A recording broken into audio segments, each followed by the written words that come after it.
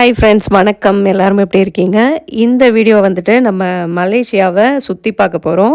அதுக்காக பார்த்தீங்கன்னா நம்ம வீட்டிலேருந்து கிளம்பிட்டுருக்கோம். ட்ரிப்பெல்லாம் போகிறோம் அப்படின்னா பயங்கர ஜாலியாக தான் இருக்கும். ஆனால் அதுக்கு பின்னாடி இந்த பேக்கிங் எல்லாம் இருக்குது பாருங்கள், அது கொஞ்சம் கஷ்டமான வேலை தான். ஸோ இந்த பேக்கிங் எல்லாம் முடிச்சுட்டு நம்மளோட ட்ராவல் விலாக் வந்து இன்றைக்கி பார்க்க போகிறீங்க. அடுத்தடுத்து வந்துட்டு மலேசியாவில் இறங்கிட்டு நம்ம எங்கெல்லாம் போகிறோம் அப்படிங்கிறதெல்லாம் வந்துட்டு அடுத்தடுத்த வீடியோவில் பார்க்கலாம். ரொம்ப நாள் போடாமல் வெயிட்டிங்லேயே இருக்கும் பாருங்கள் ட்ரெஸ்ஸு. அந்த மாதிரி ட்ரெஸ் தான் இப்போ வந்து எடுத்துகிட்டு போகிறோம். அதை வந்து ரொம்ப நாள் அப்படியே இருந்ததா, அதனால் அதெல்லாம் வாஷ் பண்ணி எல்லாரோடதையுமே வாஷ் பண்ணி காலையிலேருந்து காய வச்சு எடுக்கிறது தான் வேலையாக இருந்துச்சு. அதுக்கப்புறம் ஈவினிங் போயிட்டு ஒரு பக்கத்தில் பாட்டி சூப்பராக அயன் பண்ணுவாங்க, அங்கே போய் அயன் பண்ணிட்டு வந்தாச்சு. ஏன்னா எனக்கு இந்த அயன் பண்ணுற வேலை மட்டும் சுத்தமாக பிடிக்காது. அயன் பண்ணாமலே ட்ரெஸ்ஸை போட்டுக்குவேனே தவிர ஆனால் அயன் பண்ணி போட மாட்டேன். பாப்புக்கு ஸ்கூலுக்கு அயன் பண்ணுறதும் ஹஸ்பண்டோட ட்ரெஸ்ஸும் அவங்களே அயன் பண்ணிப்பாங்க. அப்படியே நான் அயன் பண்ணாலும் அது அயன் பண்ண மாதிரி இருக்காது. ஸோ எல்லாத்தையும் அயன் பண்ணி இப்போ வாங்கிட்டு வந்தாச்சு. எல்லாத்தையும் இப்போ பேக் பண்ணிகிட்ருக்கோம். ஃபஸ்ட்டு வந்து என்னோடய ட்ரெஸ் ஃபுல்லாக பண்ணிட்டேன். அடுத்து வந்து பார்த்திங்கன்னா பாப்பாவோடது ஒரு 6 டேஸ்க்கு வந்துட்டு என்னென்ன ட்ரெஸ் வந்து தேவையோ அதுதான் எடுத்துக்கிறோம். போகிறதுக்கு ஒரு நாள், வரத்துக்கு ஒரு நாள், 4 டேஸ் நம்ம அங்கே வந்துட்டு ஸ்டே பண்ண போகிறோம். அதுக்கு தேவையான ட்ரெஸ்ஸை மட்டும் எடுத்து வச்சாச்சு. பாப்பாவுக்கு மட்டும் 1-2 ட்ரெஸ் வந்து எக்ஸஸாக எடுத்துக்கிட்டோம். ஏன்னா வந்துட்டு சாப்பிட்றப்பெல்லாம் பார்த்திங்கன்னா அந்த டாப்பை வந்து சுத்தமாக அழுக்காக்கிடுவா பாப்போ. எல்லா புது ட்ரெஸ்லேயும் முன்னாடி வந்துட்டு ஏதாவது சாப்பாடு சிந்தாமல் இருக்காது. அதனால் பாப்புக்கு மட்டும் ஒரு 2-3 ட்ரெஸ் வந்துட்டு கொஞ்சம் அதிகமாக எடுத்துக்கிட்டோம். எப்போவுமே நம்ம இந்தியா போகிறப்பையும் சரி, அங்கேருந்து வரப்பையும் சரி, 60 கிலோ லக்கேஜ் இல்லாமல் நாங்கள் போனதே கிடையாது. எப்போ பார்த்தாலும் பார்த்திங்கன்னா அது ஒரு டயர்டாகிடும் அதை எடுத்துகிட்டு போகிறதே. அதனால் இந்த டைம் வந்துட்டு அழகாக எடுத்துகிட்டு போயிடணும், நிறையெல்லாம் வேணான்னு சொல்லிட்டு கரெக்டாக ஹேண்ட் லக்கேஜ் மட்டும் போட்டுக்கிட்டோம். நம்ம மலேசியா போகிறதுக்கு எக்ஸ்ட்ரா எதையும் நம்ம எடுத்துகிட்டு போகிறதுக்கு ஒன்றும் பெருசாக இருக்காது. அதனால் பார்த்திங்கன்னா இந்த டைம் இந்த லக்கேஜ் இல்லாததே எங்களுக்கு கொஞ்சம் ஃப்ரீயாக இருந்தது மைண்டு. தாய்லாண்ட்லேருந்து மலேசியா போகிறதுக்கு ட்ரெயின் பஸ் எல்லாம் இருக்குது. இப்போ நம்ம ட்ரெயினில் போகிறோம் அப்படின்னா இங்கேருந்து நாங்கள் சவுத்துக்கு ட்ராவல் பண்ணி போய் அங்கேருந்து தான் போகிற மாதிரி இருக்கும். அது வந்து நமக்கு நாளும் அதிகரிக்கும். இன்னொன்று வந்து பார்த்திங்கன்னா செலவும் வந்துட்டு பார்த்திங்கன்னா ட்ரெயினுக்கும் ஃப்ளைட்டுக்கும் பெரிய வித்தியாசமெல்லாம் இல்லை.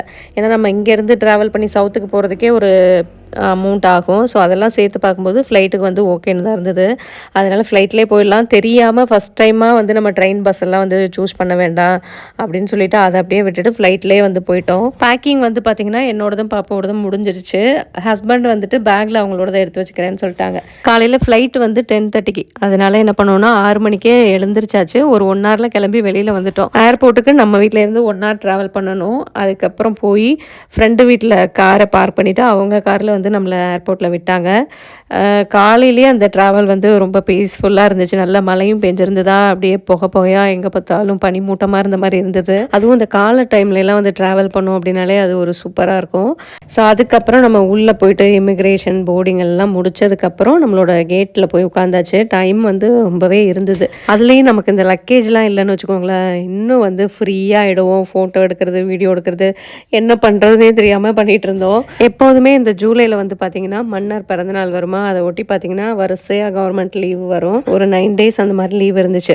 இங்கே தாய்லாண்டில் நம்ம எல்லா இடத்துக்குமே போயிட்டோம். மறுபடியும் அங்கேயே செலவு பண்ணி போக வேணாம். நம்ம இங்கே நார்த்லேருந்து சவுத் சைட் போகிறோம் அப்படின்னால அது ஒரு அமௌண்ட் ஆகிடும், செலவாகிடும். ஸோ அந்த மாதிரி எதுக்கு வேஸ்ட்டாக பார்த்த இடத்தையே பார்க்கணும் அப்படிங்கிறதுக்காக தான் இந்த டைம் வந்து மலேசியா போனோம். கரெக்டாக டைமுக்கு வந்து ஃப்ளைட்டும் வந்துருச்சு. அதுக்கப்புறம் ஃப்ளைட்டுக்கு வந்துட்டோம். ஹஸ்பண்டுக்கு வந்துட்டு சைனா போகணுன்னு தான் ஆசை. ஆனால் வீசா ப்ராசஸ்லாம் இருக்கு இல்லையா, அதனால அதுக்கெல்லாம் கொஞ்சம் லேட் ஆகும் அப்படிங்கிறதுனால மலேசியாவே வந்து சூஸ் பண்ணிட்டோம்.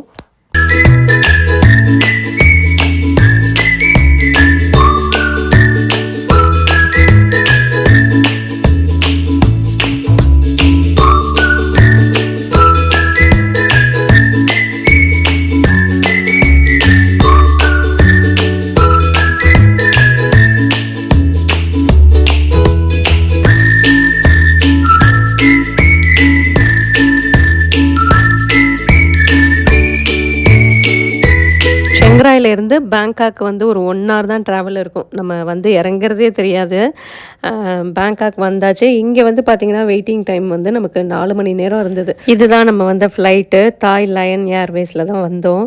ஸோ இதுக்கப்புறம் போயிட்டு நம்ம இங்கே உள்ள போர்டிங் ப்ராசஸ்ஸு, இமிக்ரேஷன் எல்லாத்தையும் முடிச்சுட்டு அதுக்கப்புறம் நம்ம லஞ்ச் வந்து சாப்பிட போகிறோம். பாப்பு சின்ன வயசாக இருக்கும்போது நாங்கள் நிறைய இடத்துக்கு போய் சுற்றி பார்க்க போனதெல்லாம் மைண்டிலே இல்லை.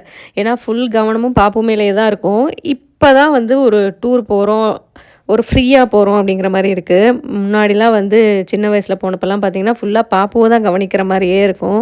இப்போல்லாம் பாப்பு வந்து நம்மளை கவனிச்சிக்கிற மாதிரி இருக்குது. பெருசாக தொல்லையெல்லாம் பண்ணுறதில்ல. இவ்வளோ சமத்தாயிட்டியா பாப்பு அப்படிங்கிற மாதிரி தான் தோணுது. தண்ணி பாட்டில்லாம் வந்துட்டு நம்ம ஹேண்ட் லக்கேஜ் வந்து செக்இன் பண்ணுவாங்களா, அந்த இடத்துலையே வாங்கி போட்டுருவாங்க தண்ணி இருந்துச்சுன்னா. நம்ம எம்டி பாட்டிலாக வச்சுருக்கோம் அப்படின்னா வந்துட்டு அதுக்கு எதுவும் சொல்ல மாட்டாங்க. அந்த மாதிரி எடுத்துகிட்டு உள்ளே போனதுக்கப்புறம் இந்த மாதிரி குடிக்கிற தண்ணி வந்து நிறைய இருக்கும். அந்த இடத்துல வந்து நம்ம ஃபில் பண்ணிக்கலாம்.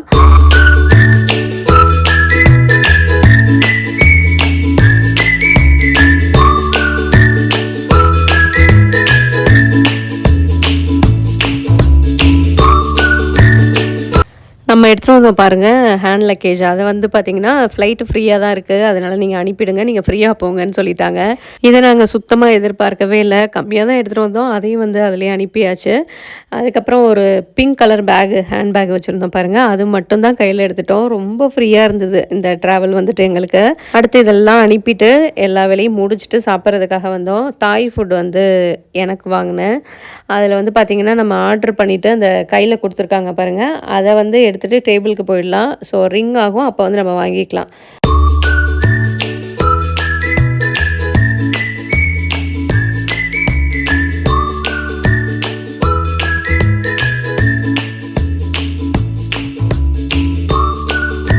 ஃபுட்டு ரெடி ஆகிடுச்சுன்னா இந்த மாதிரி வந்து பிளிங்க் ஆக ஆரம்பிச்சிரும். அந்த டைமில் நம்ம போய் வாங்கிக்கலாம். கால் வலிக்கு அங்கே நிற்க வேணாம் பாருங்கள். ஒரு வைப்ரேஷனோட ரெட் கலரில் இந்த மாதிரி தான் பிளிங்க் ஆகும். ஸோ ஃபுட்டை போயிட்டு வாங்கிட்டு வந்தாச்சு.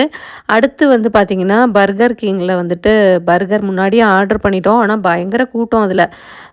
நல்லாயிருக்கும் பர்கர் கிங்கில் பர்கர் சாப்பிட்டு பாருங்களேன், ரொம்ப நல்லாயிருக்கும். அதுவும் வந்துட்டு இது ஸ்பெஷலாக பன்னீர் உள்ளே வச்சுருந்தாங்க. ஸோ அது ரொம்ப நல்லாயிருக்கு அப்படின்னு சொல்லிட்டு தான் காமிச்சிட்டு சாப்பிட்டுட்டு இருந்தாங்க. சாப்பிட்டு முடிச்சுட்டு நம்மளோட கேட் நம்பருக்கு வந்தாச்சு. இங்கே வந்து ப்ளே ஸ்டேஷன் மாதிரி இருந்தது, அங்கே பாப்புவை விளையாட விட்டுட்டு நான் வந்து பார்த்திங்கன்னா தூக்கமாக எனக்கு தாங்க முடியல. அதனால கொஞ்சம் நேரம் அப்படியே படுத்துட்டேன். ஏன்னா வர்ற ஃப்ளைட்லேயே எனக்கு தூக்கம் வரல. காலையில் சீக்கிரம் எழுந்திரிச்சிட்டோமா, நைட்டுமே பார்த்திங்கன்னா தூக்கமே வரல. எங்கேயாவது கிளம்புறோம் அப்படின்னா வந்துட்டு அந்த மாதிரி தான் தூக்கமே வராது. அடுத்து காலையில் சீக்கிரம் எழுந்திரிக்கணும், அந்த மாதிரி தான் மைண்டில் ஓடும். ஸோ அதனால் வந்து இங்கே வந்து ஒரு 1 hour நல்லா தூங்கியிருப்பேன். 1 மணி நேரம் சுற்றி என்ன நடந்துச்சுனே தெரியலங்க. அந்தளவு டயர்டாக என்னன்னு தெரில, நல்லா தூங்கிட்டேன். தாய்லாந்து வந்தீங்க அப்படின்னாலே சளி பிடிக்காமல் வீட்டுக்கு போகவே முடியாது. ஏன்னா அந்தளவு ஏர்போர்ட்லேயா இருக்கட்டும், ஃப்ளைட்லேயா இருக்கட்டும் ஏசியை வச்சுருப்பாங்க. ஏன் இவ்வளோ ஏசி வைக்கிறாங்கன்னு தெரியாது. ஜன்னி கொண்டு போகிற மாதிரி ஏசி இருக்கும். காதெல்லாம் அடைக்கிற அளவுக்கு இருக்கும். எப்படா இந்த ஏர்போர்ட்டை விட்டு வெளியில் போகிறது அப்படிங்கிற மாதிரி தான் இருக்கும். ஃப்ளைட்டில் கூட நம்ம ஆஃப் பண்ணிக்கலாம். நம்ம தான் ஆஃப் பண்ணாலுமே பக்கத்தில் வச்சுருக்காங்க பாருங்கள், அதெல்லாம் சேர்ந்து அதுவே பயங்கரமாக இருக்கும். அதுக்காக வந்துட்டு நம்ம தலைக்கவசம், ஜாக்கெட் இதெல்லாம் வந்து நான் மறக்கவே மாட்டேன். ஏன்னா ஆல்ரெடி வந்துட்டு சைனஸ் இருக்குது. இதில் இந்த ஏசிலாம் வந்து நம்ம காதுக்குள்ளெல்லாம் போய் ஏதோ பண்ணி வெறும் தும்மலாம் வர ஆரம்பிச்சிரும். ஸோ அதனால் சேஃபாக இதெல்லாம் எடுத்து வச்சுக்கிறது.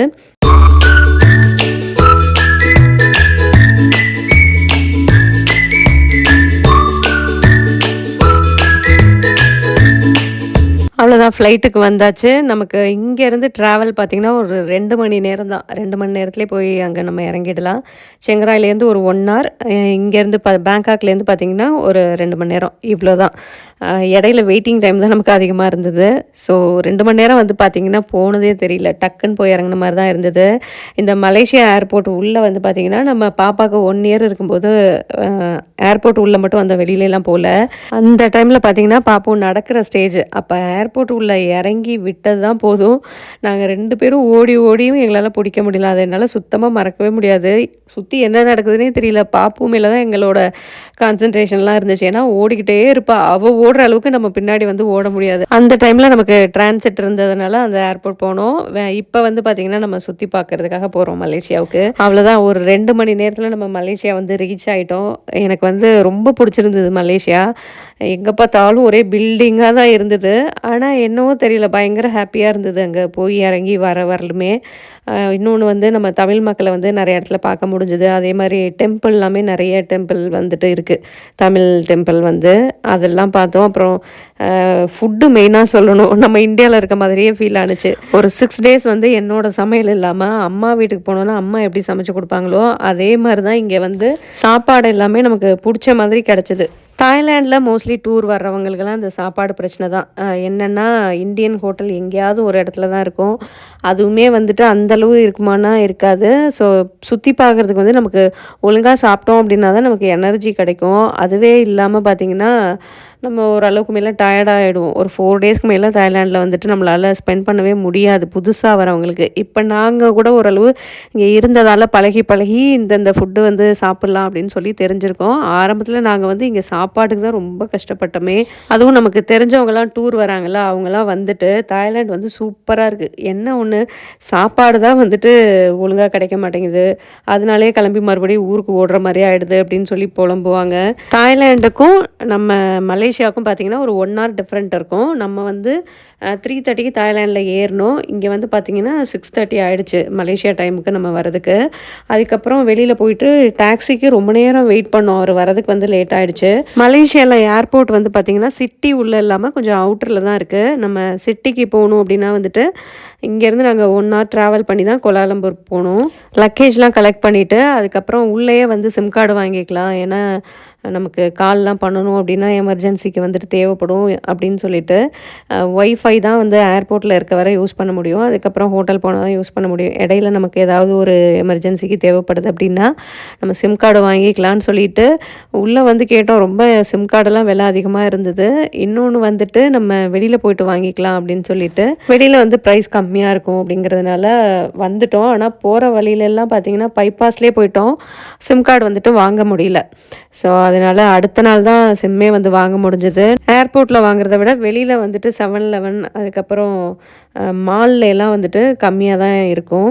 ஸோ அங்கே போய்ட்டு வாங்கிக்கலான்ட்டு வந்துட்டோம். ரூமுக்கு வந்ததுக்கப்புறம் பார்த்திங்கன்னா அதே மறந்துட்டோம். அடுத்த நாள் தான் சிம்மே வாங்கினோம். வெளியில் வந்து கொஞ்சம் நேரம் வெயிட் பண்ணோம். ஏன்னா கார் வரதுக்கு லேட் ஆணுச்சு. அதுக்கப்புறம் வந்ததுக்கப்புறம் வந்து பார்த்திங்கன்னா ஒரு 1 ஹவர் ட்ராவல் ரூம் போகிறதுக்கு. இந்த டைம் நம்ம ட்ராவல் பண்ண டயர்டே இல்லை.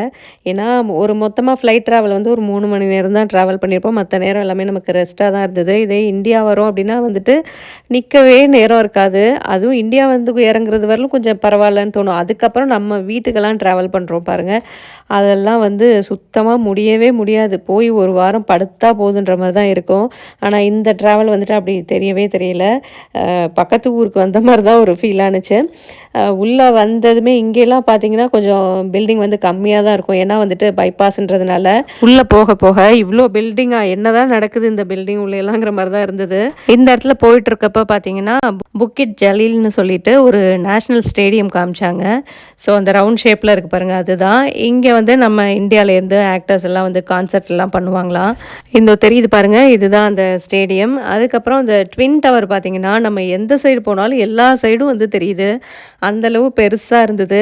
ஸோ அவ்வளோதான், நம்ம இப்போ சிட்டி உள்ளே வந்து வந்துட்டோம். இதுக்கப்புறம் எந்த ஹோட்டலில் போயிட்டு நம்ம ஸ்டே பண்ணுறோம் அப்படிங்கிறதெல்லாம் வந்துட்டு அடுத்தடுத்த வீடியோவில் பார்க்கலாம். நம்ம சேனலில் வந்துட்டு லாங் வீடியோ அவ்வளோவா வந்துட்டு யாரும் பார்க்கவே மாட்டீங்க. ஏன்னா நான் ஒரு லாங் டைம் எடுத்து லாங் வீடியோ போடுறதாலையா என்னென்னு தெரியல. ஸோ இனிமேல் வந்து இந்த மலேசியா வீடியோலாம் கொஞ்சம் ரெகுலராக வரும். மறக்காமல் லாங் வீடியோவும் கொஞ்சம் செக் பண்ணி பாருங்கள். இதுக்கப்புறம் வேறு ஒரு இன்ட்ரெஸ்டிங்கான வீடியோவில் மீட் பண்ணலாம். பாய்.